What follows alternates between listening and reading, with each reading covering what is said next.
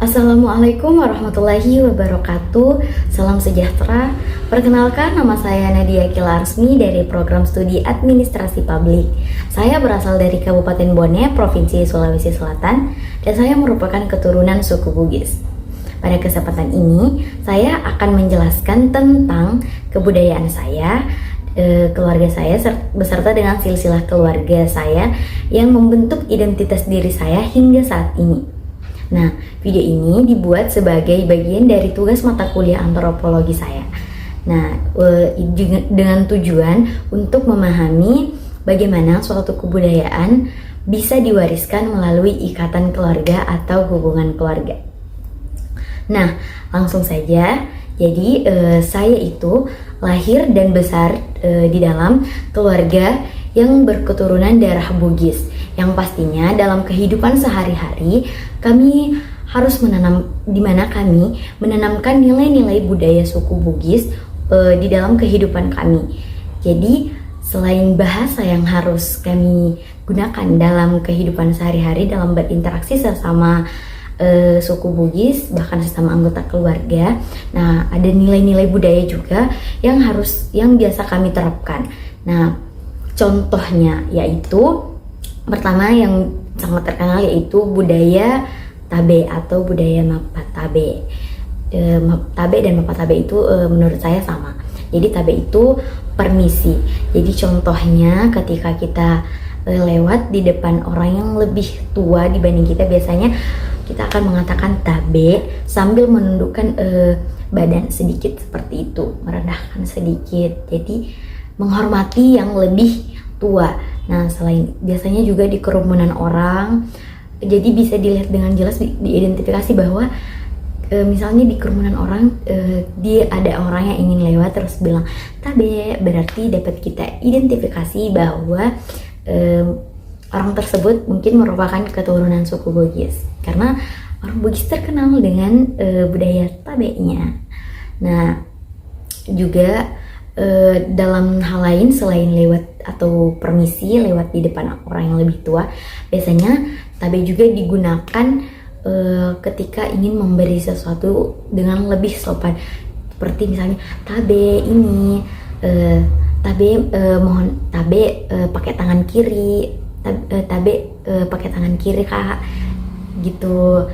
Jadi Tabe itu merupakan kata-kata yang menunjukkan kesopanan kita, kesegahan kita juga terhadap orang lain yang diajak berinteraksi. Nah, lalu ada juga budaya yang begitu terkenal di suku Bugis yaitu Makbara Sanji. Jadi Makbara Sanji ini merupakan wujud akulturasi budaya antara budaya suku Bugis dan Mandar, budaya suku Bugis begitu juga suku Mandar dengan ajaran Islam. Jadi biasanya Makbara Sanji ini bisa kita temui di suku Bugis maupun Mandar seperti itu. Jadi ini merupakan akulturasi budaya antara suku Bugis dan ajaran-ajaran agama Islam.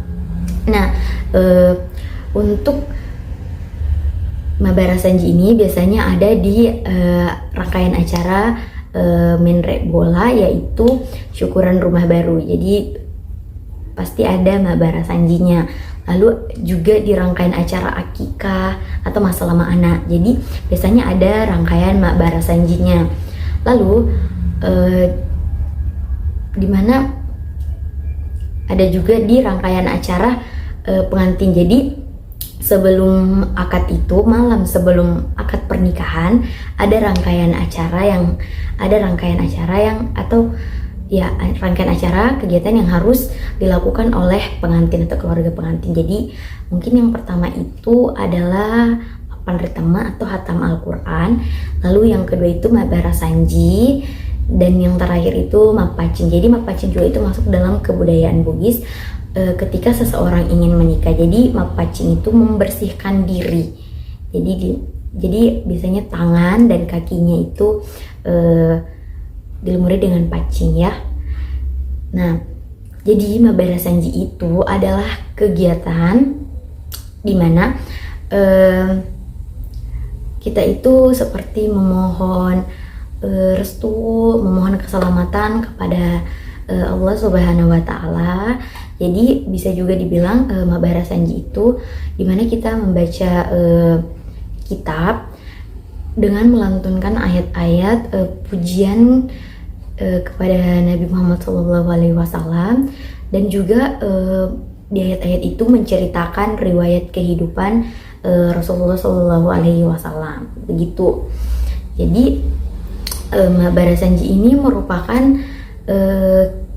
rangkaian budaya yang mengandung nilai spiritual, nilai religi, karena merupakan akulturasi budaya antara Bugis dan ajaran agama Islam begitu. Lalu beralih dari kebudayaan, nah suku Bugis juga itu masyarakatnya mempunyai ciri khas. Jadi ciri khas ini sangat identik sekali dengan masyarakat suku Bugis, yaitu yang pertama merantau. Masyarakat suku Bugis itu bisa kita temui dari berbagai penjuru, dari Sabang sampai Merauke, bahkan di luar negeri. Jadi mereka suku Bugis itu senangnya merantau ya, untuk bekerja, pendidikan, demi menghidupi diri sendiri maupun keluarga. Jadi tidak heran ya kalau persebaran suku Bugis itu cukup luas. Jadi bukan di wilayah Pulau Sulawesi saja. Nah, lalu ada juga yang karena kan selain merantau, ini berhubungan juga dengan merantau. Jadi ciri khas suku Bugis yang kedua itu menurut saya itu pelaut. Jadi karena kan suku Bugis itu mempunyai salah satu cirinya yang terkenal dengan kapal pinisi. Jadi bisa kita simpulkan bahwa suku Bugis itu senangnya merantau dan ciri khas juga itu pelaut. Jadi tak heran jika jika dibilang rata-ratanya dulu masyarakat suku Bugis itu kerjanya di laut, nelayan atau apalah. Jadi menurut saya juga banyak yang kerja di bagian pelayaran begitu. Jadi mereka senang melaut, senang merantau gitu kalau suku Bugis. Nah, suku Bugis juga itu memiliki bahasanya dan tulisannya seperti suku-suku budaya daerah lain. Jadi suku Bugis itu mempunyai bahasa Bugis dengan aksara lontaranya, yaitu Kagangangka, Papa Mampa, Cajanyanja, dan Tadanan Raya. Jadi itu aksaranya. Nah, bahasa Bugis ini biasa digunakan dalam kehidupan sehari-hari. Nah, bahasa Bugis juga itu berbeda-beda, maksudnya juga memiliki bagian-bagian ya. Jadi di Bugis Bone itu beda, di Bugis Makassar itu beda, Bugis Enrekang, Bulukumba, Sidrap itu bahasa Bugisnya beda-beda ya. Jadi tidak semua tidak menentu di satu bahasa saja. Jadi mungkin kalau di Bugis kita bilangnya Iga Semu, tapi kalau di daerah lain mungkin bukan Iga Semu ya, siapa namamu begitu.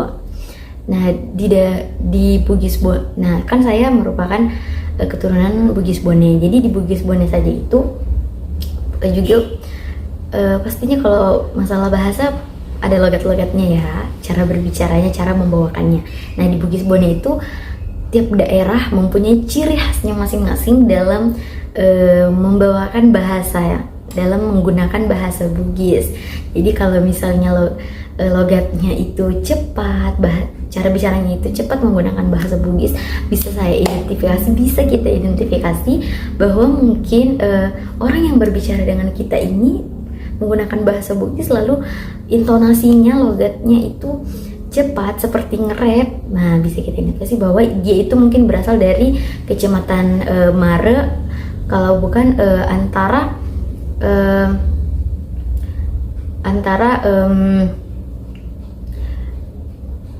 Kecamatan Palima atau Cenrana ya, yang ada di sudut-sudut kota Bone, provinsi Kabupaten Bone, yang ada di pinggiran. Intinya dia itu ada karena dia dekat dengan laut ceritanya. Jadi Cenrana itu mempunyai sungai yang begitu panjang dan luas ya. Jadi dia itu ada di pinggir Kabupaten Bone. Nah, kalau misalnya logatnya itu lambat and slow, atau dia itu kayak bicara di tengahnya awalnya cepat lalu di tengah lambat, terakhirnya cepat, berarti bisa kita identifikasi kalau dia itu dari Kecamatan Awampone, kalau tidak mungkin Kecamatan Lepari aja. Jadi setiap kecamatan daerah di Kabupaten Bone mempunyai logatnya masing-masing dalam membawakan bahasa Bugis. Jadi ada ciri khasnya seperti itu. Nah, ciri khas Bugis yang lain selain yang tadi mulai bahasa, budaya, dan ciri khas masyarakatnya, ada juga yang terkenal di kalangan masyarakat Indonesia, di kalangan dunia, mulai dari songkorecanya, lalu ada lipasabenya, terus baju bodo, baju adatnya, yaitu baju bodo dengan jas tutup untuk laki-laki, baju bodo atau baju kurung itu untuk perempuan. Nah, lalu ada biasanya kalau mau lebaran itu orang Bugis suka sekali buat yang namanya mebu borasa, mebu tumbu, mebu sawa. Jadi punya makanannya gitu. Jadi dia juga punya coto, konro untuk makanannya ya. Ada juga untuk kue-kuenya itu onde-onde, barongko, tape, bolu cuke gitu. Nah, selain itu juga yang saya bilang tadi kapal pinisi. Jadi kapal pinisi itu sudah bagaikan ikonnya gitu. Dan masih banyak lagi ikonik atau ciri khas dari suku Bugis. Nah, setelah dari kebudayaan beserta ciri suku Bugis, saya melangkah kepada keluarga atau silsilah keluarga saya. Nah, jadi untuk dari garis keturunan kakek dan nenek, jadi kakek dan nenek saya itu mereka berempat, kakek dan nenek dari ibu maupun dari ayah, sama-sama merupakan keturunan suku Bugis. Jadi kakek dan nenek dari ayah itu suku Bugis dan tinggal di Kecamatan Lapariaja, Kabupaten Bone. Dan kalau kakek dan nenek dari ibu itu tinggal di Kecamatan Telusiatinge dan juga merupakan keturunan suku Bugis. Ya, jadi kami sama-sama turun-temurun suku Bugisnya, Bugis Bone gitu. Nah, untuk misalnya di generasi pertama itu kan ada kakek dan nenek saya yang merupakan keturunan Bugis. Nah, jadi di generasi pertama ini mengajarkan kepada anak-anaknya untuk tetap menanamkan nilai-nilai budaya Bugis di dalam kehidupan kami. Jadi di generasi kedua itu ada orang tua saya, ayah dan ibu saya. Nah, di generasi ketiga itu ada saya beserta adik saya atau saudara saya. Nah, kakek dan nenek saya mengajarkan kepada kedua orang tua saya untuk menanamkan nilai-nilai budaya dalam kehidupan sehari-hari, menerapkan, mengimplementasikan. Jadi ayah dan ibu saya mewariskan ajaran tersebut kepada saya dan adik saya untuk diwariskan ke generasi berikutnya. Jadi secara antropologis itu ini namanya enkulturasi. yaitu proses pewarisan budaya melalui ikatan keluarga atau hubungan keluarga. Jadi bukan hanya dengan memperkenalkan kepada orang-orang, melainkan juga bisa dengan ikatan keluarga gitu. Nah, keluarga saya itu bukan hanya Bugis Bone saja, jadi ada dari Bugis Makassar, Enrekang, Bulukumba, lalu ada juga Bugis di daerah Kalimantan. Jadi dia orang Kalimantan tapi sukunya keturunan Bugis, begitu. Nah, jadi kalau mau dibilang dari atas sampai bawah tadi yang sudah saya jelaskan, dari kebudayaan hingga silsilah keluarga, dapat kita temukan itu ada akulturasi budaya, di mana itu barasanji, jadi akulturasi budaya antara suku Bugis dan ajaran Islam. Lalu yang kedua tadi enkulturasi, pewarisan budaya dari ikatan keluarga. Nah, untuk di suku Bugis dia itu menganut sistem kekerabatan paternal atau sistem kekerabatan parental, parental ya, berarti sistem kekerabatan parental itu menarik garis keturunan dari ayah maupun ibu, jadi tidak mencakup hanya satu, misalnya patriarki yang dari garis keturunan ayah. Jadi di suku Bugis itu dua-duanya, ayah dan ibu.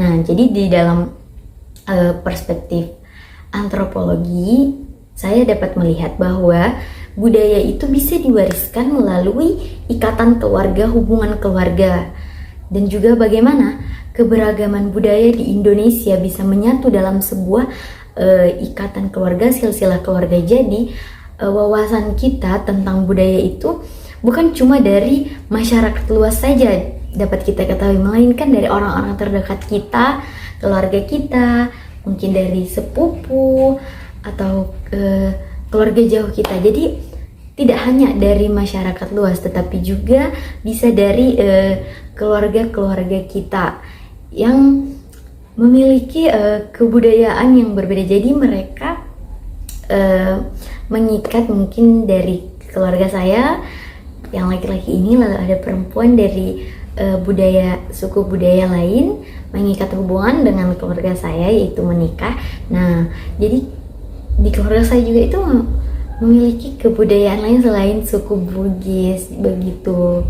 Nah, di keluarga saya itu selain Bugis ada juga dari suku Mandar, seingat saya. Ya, karena sejauh ini keluarga saya itu rata-rata menikah dengan Bugis, cuma daerahnya saja yang berbeda. Seperti yang saya sebut tadi, ada yang dari Makassar, Enrekang, Bulukumba, dan Kalimantan gitu. Nah, tapi untuk dari ciri khas masyarakatnya tadi yang saya bilang itu perantau. Keluarga saya sepertinya tersebar ya, ada di Kalimantan, ada di Ambon, ada di Jawa juga begitu. Jadi suku Bugis itu menurut saya unik gitu. Dia punya kebiasaan turun-temurun itu merantau. Jadi seperti sekarang ini keluarga saya itu susah sekali untuk family time, keluarga besar, family time, karena semakin bertambahnya umur, sepupu-sepupu saya, kerabat-kerabat saya semakin menua juga, mereka sudah mulai merantau, bahkan ada yang sudah menikah dengan orang suku Bugis, namun merantau ke Kalimantan, ke Jawa, ke Ambon. Jadi unik gitu, karena turun-temurun ya kebiasaan perantaunya itu. Jadi banyak deh kebudayaan suku Bugis itu yang menarik untuk kita ketahui. Jadi karena saya suku Bugis Bone, jadi saya lebih spesifik ke Bugis Bonenya. Jadi untuk Bugisnya itu tidak banyak sih yang saya tahu, cuma saya lebih fokus ke ya keturunan saya itu Bugis Bone, seperti itu. Jadi untuk kesempatan kali ini cukup sekian dari saya.